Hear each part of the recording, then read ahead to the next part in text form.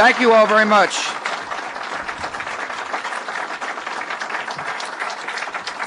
Thank you for the warm welcome. It's great to be here in Las Vegas, great state of Nevada. I'm sorry I don't get to spend the night here. I say the nightlife is pretty active. It's a great part of our country. Thanks for your welcome. I also appreciate the Spring Valley Hospital Medical Center team for hosting us. It's not easy to have the President of the United States come. It seems like the entourages are quite large these days. So I appreciate the hard work in facilitating my visit. It's amazing that this facility is not yet 2 months old, yet it is providing a really good record of care and compassion, thanks to the good docs and nurses, and CEOs and aides who work here. I want to thank you for caring about your fellow citizens with good, decent health care. Today, speaking about good, decent health care, today we had a major victory to improve the health care system in America.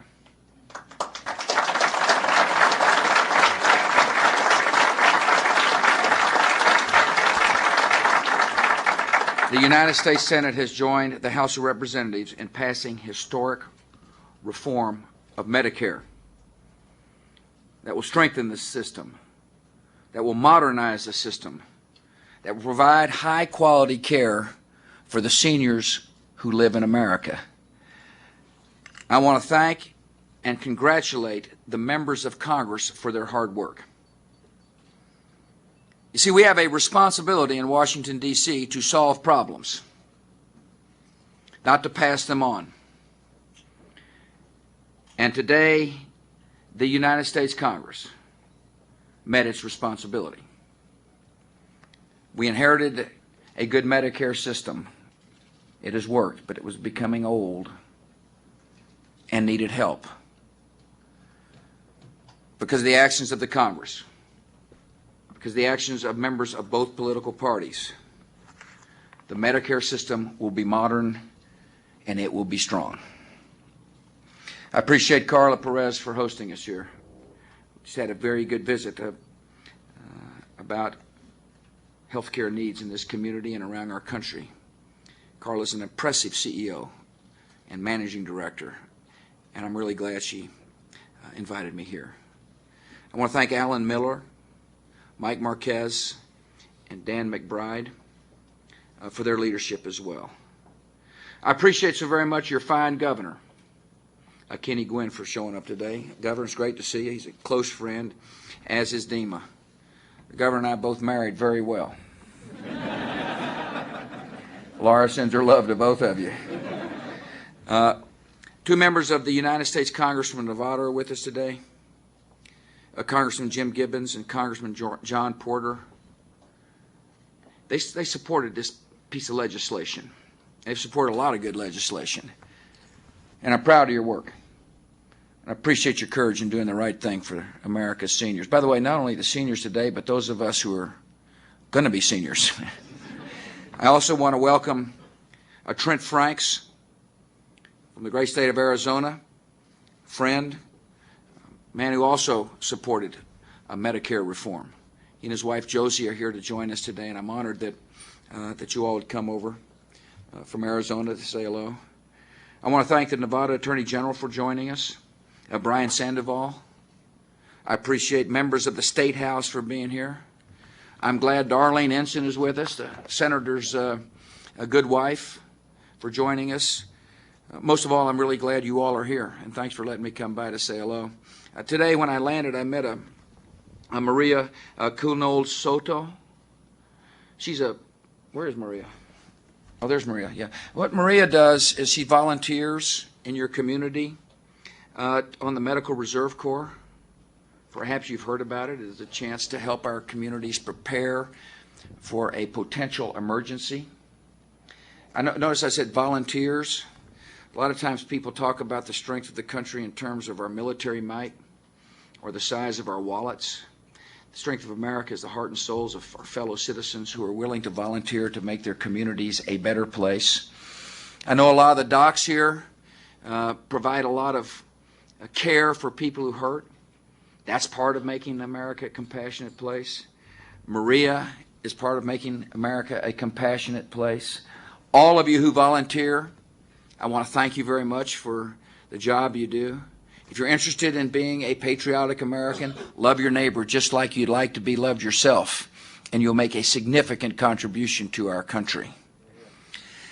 This nation health care is great. We've got the best health care in the world, and we need to keep it that way. We've got a great health care system because of our docs, well-trained, decent, caring people who practice medicine. We've got a great health care system because of our nurses who work hard to provide compassionate care. We got the best research in the world. We're on the leading edge of change in America. And we got to keep the system vibrant. And we must keep it the best in the world, which we intend to do in Washington, D.C. We started that by making sure our seniors have got a modern system. The Medicare system, first of all, is an essential commitment of the federal government.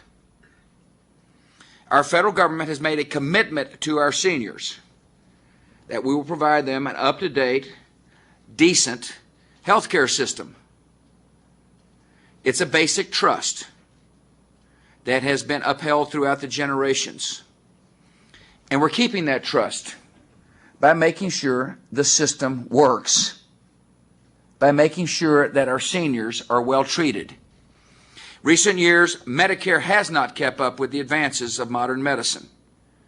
In other words, it hasn't met the trust that the federal government has promised to our seniors. Remember, when Medicare was passed in 1965, health care meant house calls and surgery and long hospital stays. And the system was designed to meet the health care delivery systems of the day. Modern medicine today now includes preventative care, outpatient procedures, and at-home care. Many invasive surgeries are now unnecessary because of the new prescription drugs which are being developed. You know, many Americans have coverage for these new forms of health care, and that's positive, and we need to keep it that way. Yet seniors who rely exclusively on Medicare do not have the coverage for many of the new treatments and do not have coverage for prescription drugs. In other words, medicine changed and Medicare didn't. And as of today, Medicare is changing. Let me give you an example of the need for modernization. The healthcare providers here know these examples only too well. Medicare is willing to pay $28,000 for a hospital stay for ulcer surgery.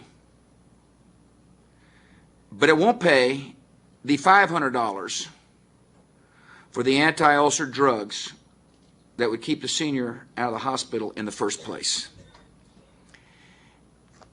Those examples, or that example, like many others, says to me, we had a problem with the Medicare system. It doesn't make any sense to pay the $28,000 at the end of the process, but not the $500 up front to keep the $28,000 from happening in the first place.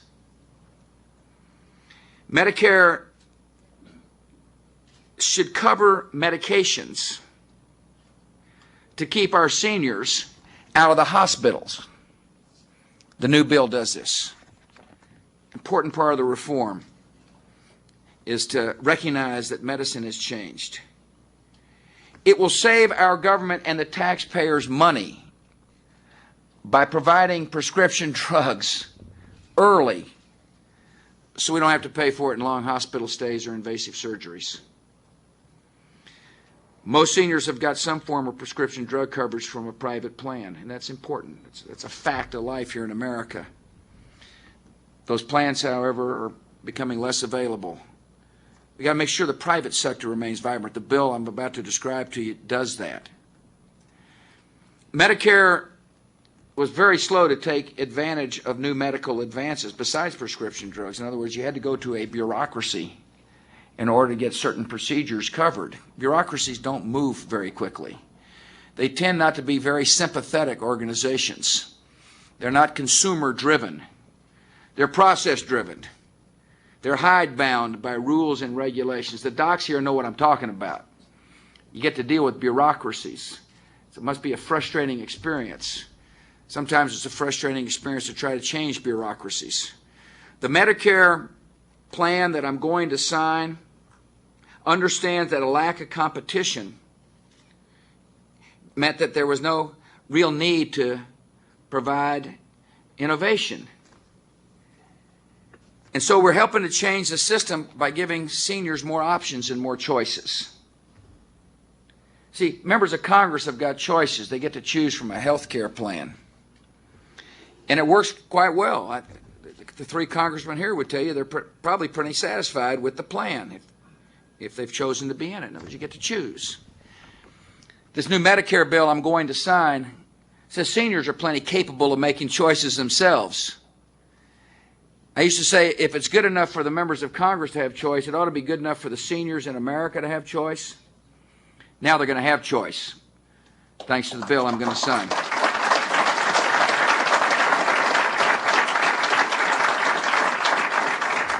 It's going to take a while for a piece of legislation to kick in. It'll take about 2 years to get all the reforms in place. But within 6 months of the law being signed, our seniors will start to see real savings in health care costs because seniors will be eligible for a drug discount card that will save them between 10 to 25% off their regular drug costs. And low-income seniors will receive up to $600 a year to help them with their drug costs in addition to the card. The drug card will serve as a transition to the reforms that are inherent in the Medicare legislation. When the full drug benefit arrives in 2006, all seniors will be eligible for prescription drug coverage for a monthly premium of about $35. The result is that for most seniors without coverage today, the Medicare drug plan will cut their annual drug bills roughly in half. That's positive news for America's seniors. It's positive news for Joyce and J.C. Pearson.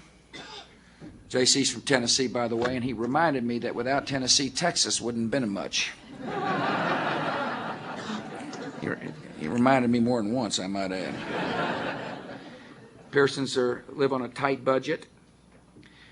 They spend about $300 a month on prescription drugs. Under the new Medicare reform bill passed today, they will save $1,800 a year. Joyce said they can use that money. She said that's going to come in handy in their retirement years. Seniors with the highest drug bills will save the most. Seniors with the greatest need will get the most help. Low-income seniors will pay a reduced premium or no premium at all, and lower or no co-payments for their medications. Under the new reforms, seniors, as I mentioned, will have choices. You see, some seniors don't want to choose, and I can understand that. In other words, people are on Medicare, just don't want to be confronted with a choice. And the system and the bill we passed recognizes that. You can understand why. Person's up in years and they're just pretty comfortable. They don't want to have to change. Change makes some people nervous, and we understand that. And so should seniors want to stay in traditional Medicare and receive a prescription drug benefit, they'll now be able to do so. That's one of the key reforms in the bill. But other seniors want to choose. They want to be able to make a selection based upon their own particular needs. Some might want protection from high out-of-pocket medical expenses. Some might want expanded coverage for hospital stays. Some might want to be able to pick a plan that better meets their own individual needs. And under this law, choices will be readily available for our seniors. And that's an important part of reform. Because you see, when seniors or any citizen makes a demand, the system responds. If there is a demand-driven system, it means the doctor-patient relationship is going to be more firm, and it means people will have better choices to meet their own particular needs. Some seniors may want the coverage that comes with managed care plans, Medicare plus choice. Bob May is with us today. Bob's a World War II veteran. He is what I would call a solid citizen. Bob said, you know, his wife, who unfortunately passed away recently, and he sat down and analyzed, made a choice. He said we weighed the pros and the cons about what health care plan would fit our needs. I want you to hear that carefully. Bob and his wife sat down and said, here's the pluses and the minuses. In other words, he's plenty capable of making a choice.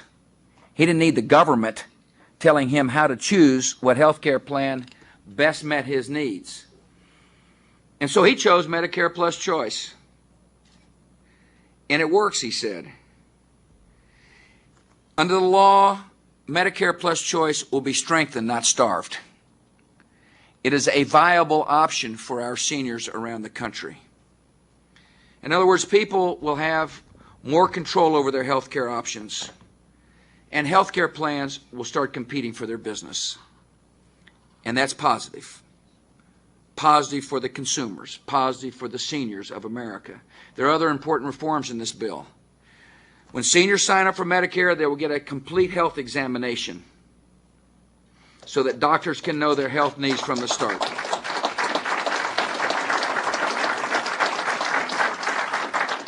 We're finally beginning to focus on preventative care.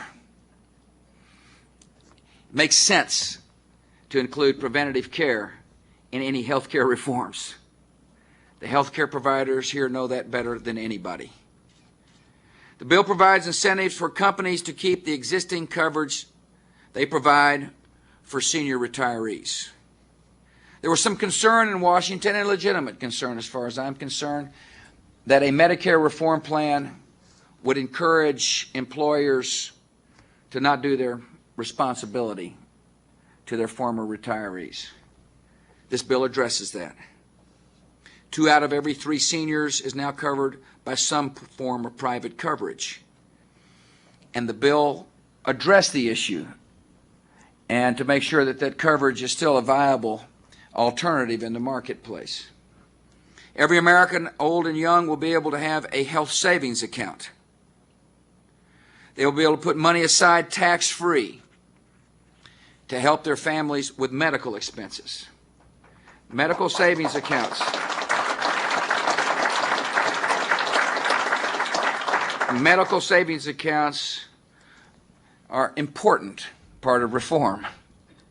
Medical savings accounts trust the consumers, provides incentives for people to make wise choices, and helps to maintain the doctor-patient relationship. This bill helps rural hospitals. This would not qualify as a rural hospital here.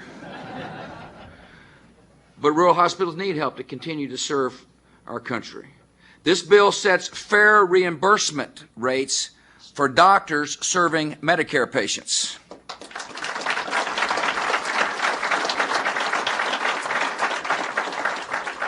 This is a good bill, and I'm looking forward to signing it.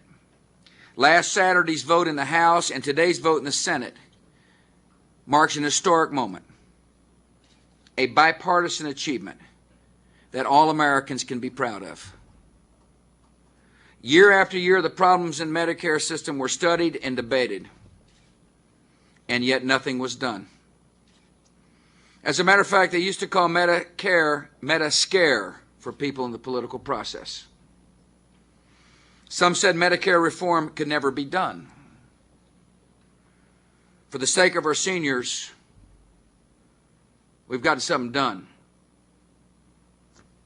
We're acting. We acted on principle in Washington, D.C. We'll provide new treatments and new choices. We'll give prescription drug coverage they deserve. We'll keep our commitment to Medicare. to better the lives of the American seniors for generations to come. I appreciate the hard work of the members of the Congress. It's a tough bill. People worked hard on it. A lot of people searched their soul on this complex and important piece of legislation. But they stayed after it.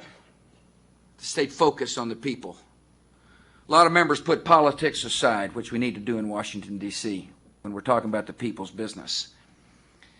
I appreciate the seniors and the seniors groups, such as the AARP, who lobbied hard on behalf of a modern Medicare system. People made their opinions known. They let the members know where they stand. And it worked. And it helped. And I'm honored to put my signature on this historic piece of legislation.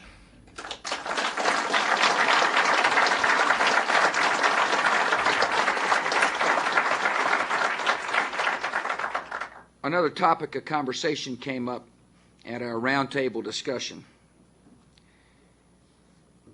and that was the effect of junk lawsuits on the delivery of health care in America and in Nevada.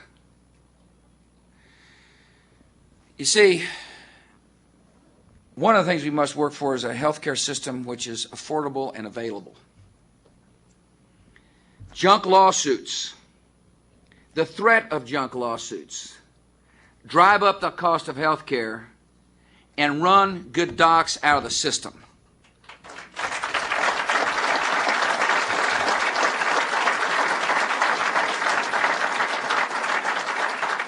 It is important for our fellow citizens to understand the effect of junk lawsuits. You see, docs who are threatened and are constantly sued, even though their practice is a good, strong, excellent practice, resort to what's called defensive medicine. They order procedures and tests that may not be needed but provide protection in the court of law. You see, if you think a lawyer who's simply fishing for a rich settlement is constantly looking over your shoulder, you'll end up practicing what's called defensive medicine. Docs are afraid to give their patients certain advice. In other words, the doctor-patient relationship is disrupted for fear that that advice will be used against them in a court of law. This problem not only affects the doctors, it affects the patients as well. See, it's running up the cost of medicine. It affects a person's ability to deliver good quality health care. Donna Miller is an OBGYN specialist here in Vegas. Dr. Miller has seen her premiums go up about $28,000 last year to about $72,000 this year. She thinks they're headed to about $100,000 this year. You know what I'm talking about premium increases? It's a system that reflects lawsuit after lawsuit after lawsuit. And Dr. Miller, his patients pay the price. These junk lawsuits are driving up the cost of medicine. Here's what she said. She said she got into medicine to take care of people and to spend time with her patients. But the premiums going up the way they are, you can't do that. She told me about the colleagues who've left Nevada. I remember when your trauma center shut down here, it made national news. It's a clear sign that you got an issue here that must be dealt with, because the people who are affected are the people of Nevada. It means that women who wanted to have their babies delivered in Nevada are having a hard time finding a doc. That's what it means. And I met Jill Fort today, proud mother. She found out she was pregnant with her second child. She called her doctor. The doctor told her that because of insurance costs, she could no longer deliver her baby. So she started calling around. She was told the same thing. I think she told me by 5 different docs. She considered going to California. Fortunately, she was able to make a connection through a friend for a local doc to take her case. But you see, let me tell you what she said. She said she was in total shock. She didn't know what was going on until it happened. Looking for a doctor, worried about finding a doctor when you're pregnant, is a stress that is an unnecessary stress. It's a stress caused by frivolous and junk lawsuits. It doesn't make any sense to have a society that sues so often, that expectant mothers are worried about finding a doctor. We've got to do something about this in America.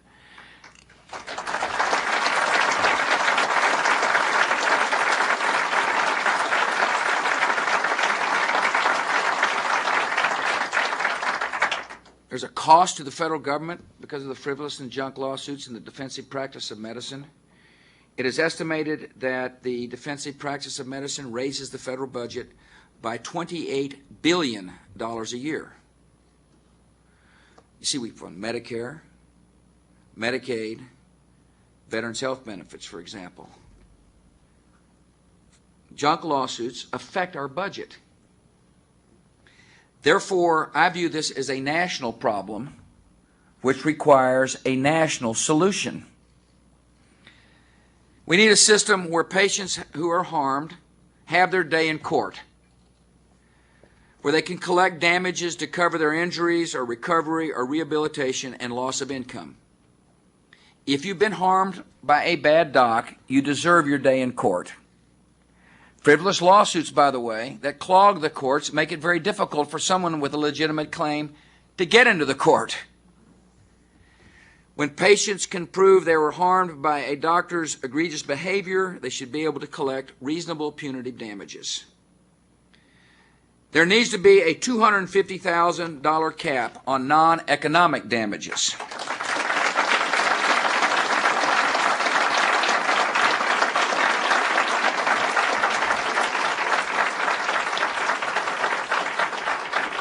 I laid out this proposal to the Congress. The House of Representatives responded in a positive way, and I want to thank the members here for voting the right way. The bill is stuck in the Senate. You need to contact a senator in the state of Nevada and let them know you're interested in national medical liability reform. The senators must understand that nobody in America has ever been healed by a frivolous lawsuit.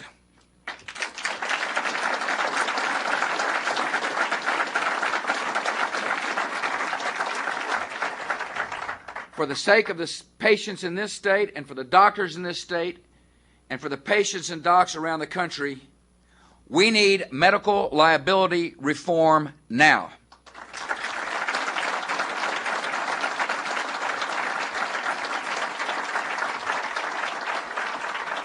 And the members of the Senate must understand this is a compelling national issue, and I will keep it on the front burner until we get the problem solved.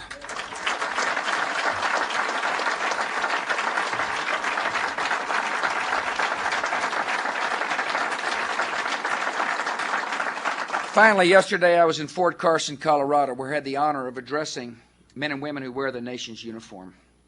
Just want to share with you right quick. Our country's foreign policy, in a nutshell, is we'll do everything we can to keep America secure. I will not forget the lessons of September the 11th, 2001.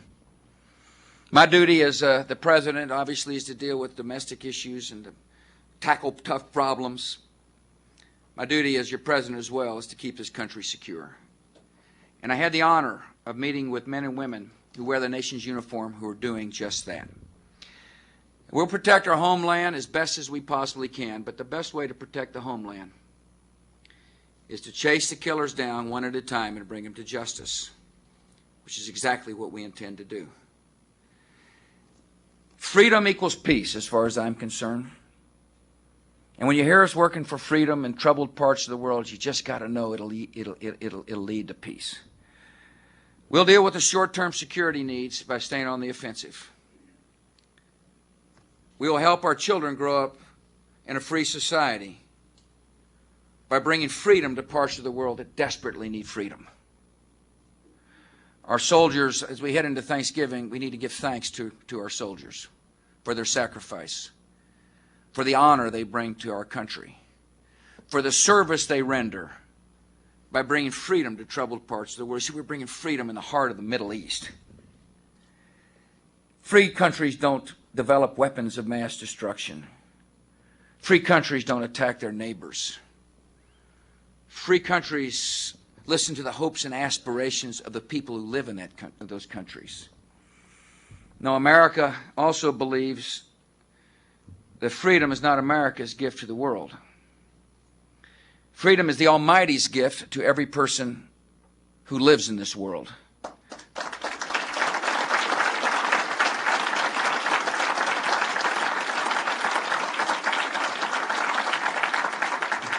And this nation will stay the course to bring democracy and freedom to Afghanistan and Iraq. And by doing so, we will not only help the long-suffering people in those countries, we will make America more secure and the world more peaceful. Thank you for letting me come today. May God bless you all, and may God bless America.